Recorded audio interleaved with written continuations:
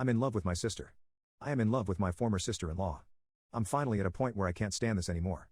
I've been in love with this woman for a very long time, maybe a couple of years at this point, and I'm not sure if I should just stop it or attempt to make something with her. I met my ex-wife, her sister, when I was 23 years old, and the relationship developed very quickly, and by 26 I had my son and daughter and had gotten married. However, within months of being married my ex-wife had an affair, but worse than that, the man she cheated with had gotten her into substances. After confronting her on this, she said she was going to get help, but instead she left in the night. I haven't heard from her in 4 years, and last I've heard she's still with that guy and are homeless in Las Vegas. Not sure how true that is, but being focused on holding it together for the kids, I really don't have the time to chase her down, nor do I want to after what she pulled. I ended up getting a divorce in absentia. I did, however, maintain a very positive relationship with my in-laws after the fact. Every other weekend my kids stay over with their grandparents on that side, and they pretty much treat me like a son still. I still go to parties at Christmas and am reasonably liked by the family. Nobody talks about my ex anymore, mainly to not worry my kids. My oldest, my son, is very hurt by his mother leaving. He's 9 now, and I've had to get therapy for him after he told me he hoped his mother was dead. She had been getting verbally abusive toward the end, which was when he was around 5 or 6 anyhow. In the year following my ex leaving, her sister and her boyfriend had started coming around a lot to see the kids. They knew I worked a lot and would babysit and call it practice, as they wanted to have children of their own. My kids loved them and were spoiled by them, which I didn't mind because we all needed a little positivity. They got married and were very in love. However, her husband was killed in a workplace accident shortly after the birth of their daughter. It has been extremely rough and painful for everyone involved, as one can imagine. I followed my sister-in-law's example and began to take her daughter to give her time to herself if things got too hard to deal with or she needed alone time. She's been in grief counseling for a few years, but she still wears her ring and has told me she can't ever imagine dating again.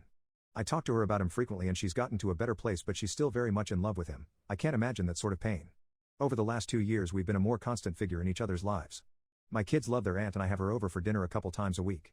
My daughter and her daughter have become close and love being around each other, so they have sleepovers. I've moved on from my ex by this, but the idea of dating possibly someone dangerous as their mother has kept me out of the dating scene. I don't know when it happened, but slowly I began to get soft on my sister-in-law. She's a great mom for what she's had happen to her. She's one of the sweetest people I know, and her sense of humor always leaves me laughing and happy. Then I started realizing that I'm physically attracted to her.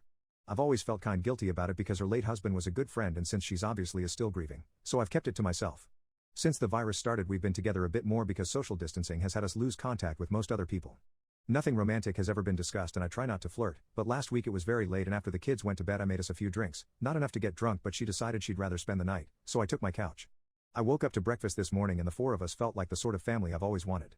She even kissed my forehead, which is not something she normally does.